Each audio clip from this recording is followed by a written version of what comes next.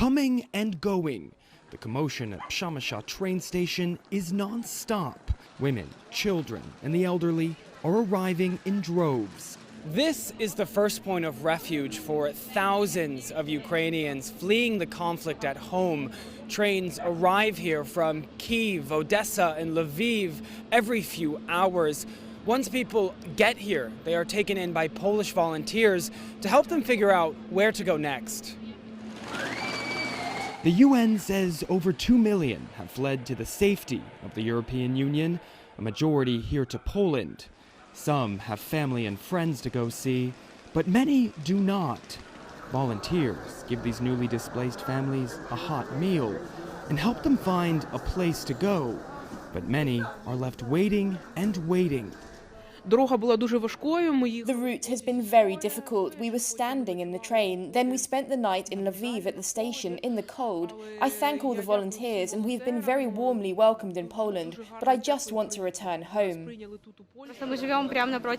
We live right opposite the TV tower that exploded before my eyes. This was really scary. We want this to end as soon as possible so we can be back together with the family.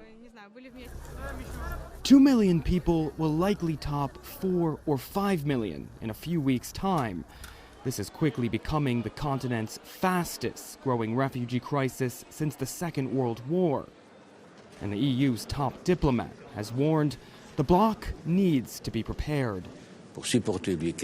Both those who are still on the battlefield and those who have escaped and ran for their lives, we must welcome in the same way we already did. Afghanistan is not a fair example because we did not host 5 million Afghans in Europe. In this case, we must be prepared to host around 5 million people.